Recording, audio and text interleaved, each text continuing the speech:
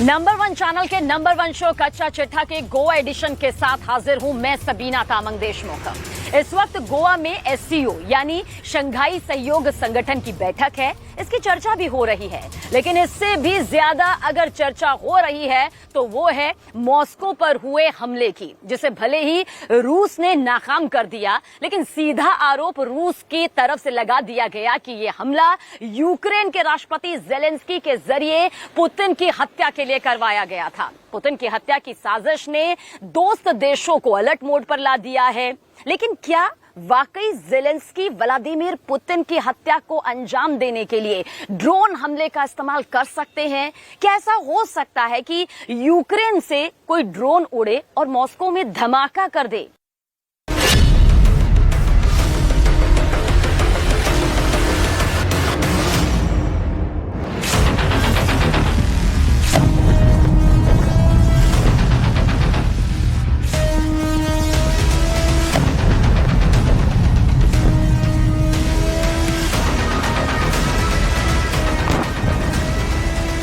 Putin को Ukraine के युद्ध के बीच सबसे बड़ा झटका देने वाला हमला कैसे हुआ? यूक्रेन के युद्ध के बीच पुतिन की जान लेने की कोशिश कैसे हुई? किसने साजिश रची और किस ड्रोन का इस्तेमाल हुआ? क्या ये ड्रोन वाकई यूक्रेन की जमीन से उड़े और बिना ट्रैक हुए मॉस्को तक पहुंच गए?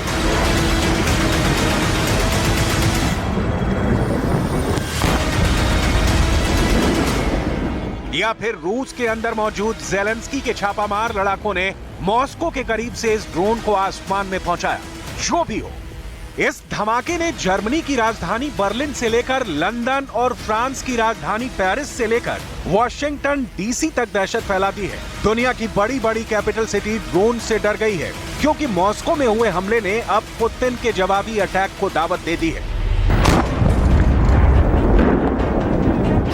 पुतिन पूछ रहे हैं कि जेलेंस्की को हमले के लिए ड्रोन किसने दिया, किसने फंड दिया, किसने तकनीक बताई और किसने प्लान बनाकर हमले को अंजाम दिया।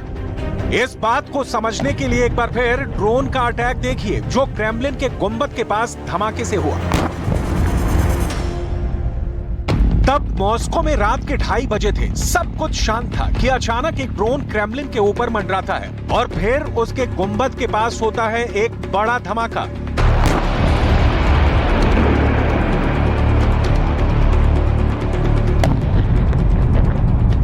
बहुत तहकीकात करके ऐसे 3 ड्रोन पर शक है जो जेलेंस्की की फौज ऑपरेट करती है और वो इतनी लंबी दूरी तक अटैक करने के लिए इस्तेमाल किए जा सकते हैं।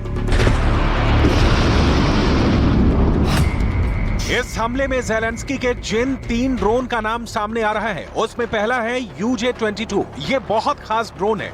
दूसरा है यूक्रेन में ही बना PD-1 ड्रोन और तीसरा है चीन में बना मोगेन 5, जो ऑनलाइन खरीदा जा सकता है। इन तीनों ड्रोन में से कोई एक जेलेंस्की की साजिश का हिस्सा हो सकता है। It is technically possible. Ukraine has several types of drones that can fit the profile. For example, its newly developed UJ-22 drone can actually fly the distance. It's a commercial drone that they acquired from China. It's Mugen 5 cargo drone, which can be basically purchased online and could be refitted into a military drone. That drone can fly several hundred kilometers, and it was used in previous attacks. Putin को इस बात का पूरा शक है कि ये Zelensky का काम है। अब इसी लाइन पर रूस बदला भी लेना चाहता है। जेलेंस्की के तीनों ड्रोन के बारे में बहुत सी बारीक बातें हमें पता चली हैं, इनकी खासियत और इनकी कमियां। क्या ये ड्रोन वाकई मॉस्को ही नहीं, पूरे रूस के सबसे सुरक्षित इलाके में घुसपैठ कर सकते हैं? और फिर क्या ऐसा धमाका अंजाम दिया जा सकता है?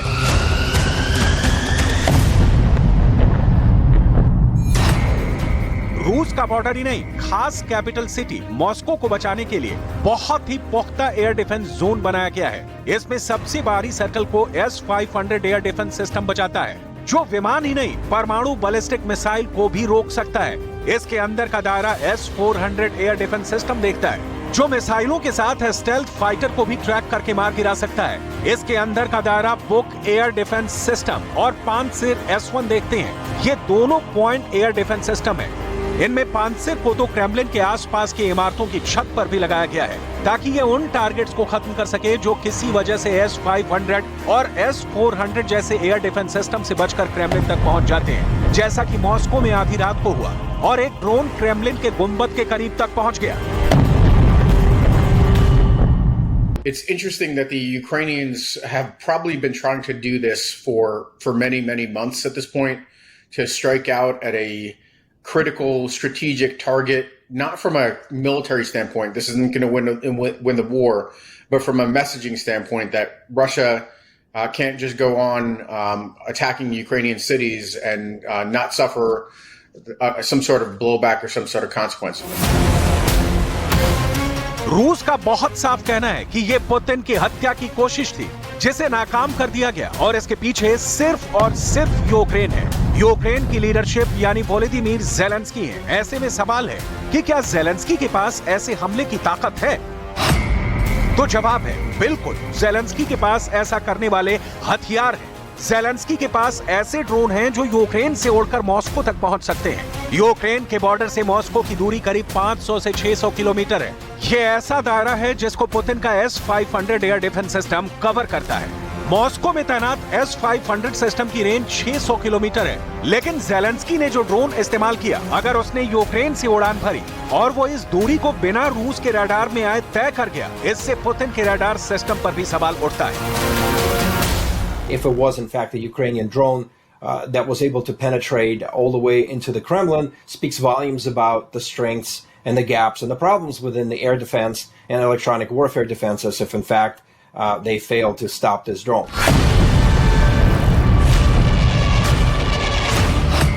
अब सवाल है कि क्या ड्रोन को रूस के अंदर से ही उड़ाया गया? अगर हाँ, तो इसका मतलब है कि रूस के अंदर ही ज़ेलेंस्की के छापामार लड़ाके एक्टिव हो चुके हैं। वैसे इससे पहले भी यूक्रेन के UJ-22 ड्रोन ने रूस के अंदर कई हमलों को अंजाम दिया है।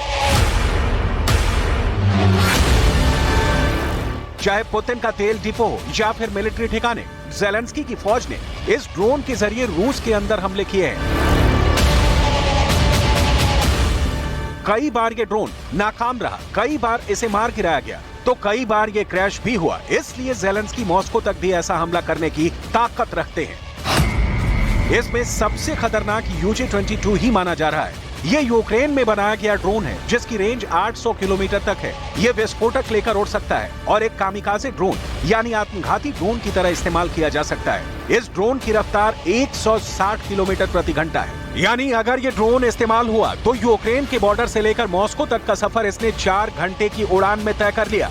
या आप कह सकते हैं कि यूक्रेन की जमीन से इसे 2 मई की रात को करीब 10:30 बजे लॉन्च किया गया और फिर 3 मई की आधी रात 2:30 बजे ये क्रेमलिन तक पहुंच गया। और फिर क्रेमलिन के गुंबद के पास हुए धमाके पूरी दुनिया में दहशत फैला दी।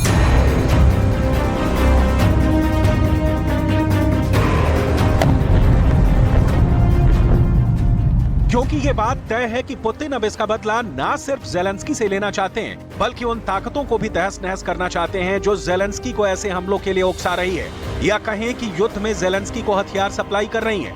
UJ-22 के अलावा जो और 2 ड्रोन हैं, उनकी खासियत जान लीजिए, क्योंकि ज़ेलेंस्की की तरफ से अगला हमला भी जल्द हो सकता है। इसकी पुतिन को पूरी आशंका है। ज़ेलेंस्की का दूसरा ड्रोन है यूक्रेन में ही बना PD-1 ड्रोन। ये 95 किलोमीटर प्रति घंटे की क्रूजिंग स्पीड से 10 घंटे तक उड़ सकता है, यानी इसकी रेंज भी 800 से 900 किलोमीटर है। ज़ेलेंस्की ने तीसरा ड्रोन ऑनलाइन खरीदा है। ये है चीन में बना मोगन 5। ये ड्रोन 120 किलोमीटर प्रति घंटे की रफ्तार से 7 घंटे तक उड़ सकता है, यानी ये भी करीब 800 किलोमीटर की रेंज के दायरे में अटैक कर सकता है।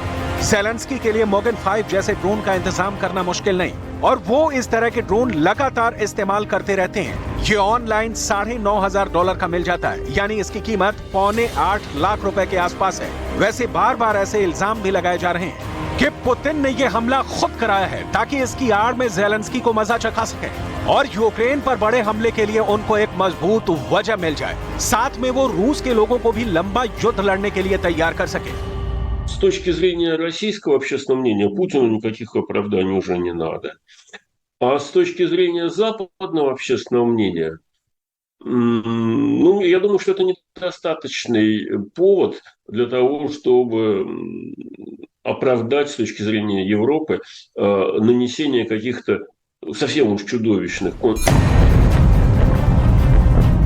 फिलहाल पुतिन के सबसे बड़े ठिकाने पर हुए हमले का बदला लिया जाएगा, इस बात में कोई शक नहीं है। पुतिन और उसके नीचे आने वाली लीडरशिप ने इसका इशारा कर दिया है। सवाल है, अगला बड़ा हमला किस पर होगा? क्या ज़ेलेंस्की पुतिन का अगला टारगेट बनने वाले हैं? अगर ऐसा हुआ तो ये यूक्रेन के युद्ध को खत्म नहीं करेगा, बल्कि इस जंग में कई और बड़ी ताकत सीधे शामिल हो जाएंगी, क्योंकि उनको साफ साफ नजर आ रहा है कि यूक्रेन के बाद अब उनका नंबर है। और अब पुतिन के पास इस युद्ध के दायरे को बढ़ाने के बाद नए टारगेट तलाश करने की भी पूरी वजह है। ऐसे में क्या पुतिन ये मौका छोड़ देंगे?